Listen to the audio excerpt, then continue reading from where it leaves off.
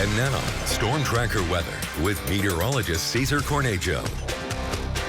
Good morning, Southeast Idaho and Western Wyoming. Taking a quick look outside of the weather window, we can see Idaho Falls. Taking a look around Highway 20 towards I-15.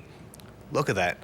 The wires, the rest of the pole itself, growing some ice.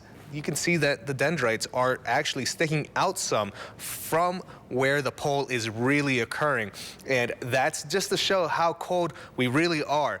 Taking a look, we're 3 degrees still in Idaho Falls, so quite chilly. Definitely waking up with some hot coffee. Then again, if you're an iced coffee drinker, of course, the mouth temperature never really changes, so can't really complain too much there. 7 degrees in Jackson, 34 degrees in Pocatello, so above freezing. Anything that was ice earlier no longer is because of that above freezing temperature.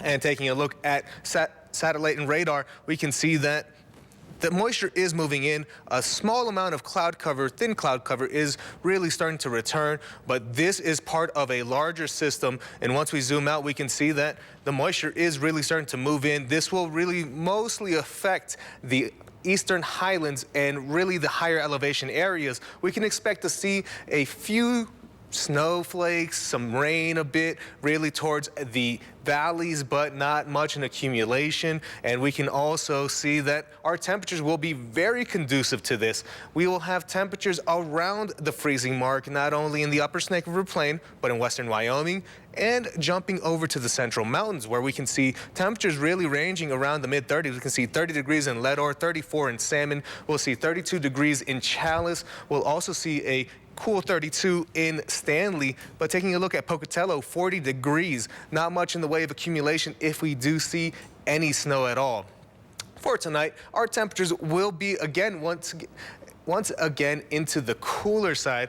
Valentine's Day finishes off with quite a bit of pink surrounding our really areas around the Arco and Mud Desert, and we can see that Du Bois is going to be at 9 degrees, quite a few single digits throughout the central mountains and in western Wyoming, while Pocatello will stay relatively warm compared to the rest of southeast Idaho at 25 degrees. And for your southeast Idaho Chevy dealer 7-day forecast, while we can expect to see a slight chance of snow towards the, I want to say, late morning, early afternoon hours, it's not going to be much in Pocatello. It will be windy. Temperatures will be around 40 degrees.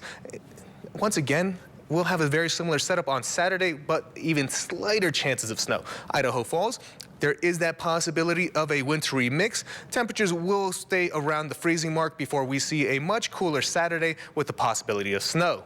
In the Teton area, snow is going to be the main story for not only Friday, but throughout the rest of the weekend, and then even beginning the work week, where we'll see temperatures around the mid-20s. The central mountains, once again, will see a mix of sun and clouds, but don't be surprised if you see a few snowflakes really coming around. Back to you, Rachel.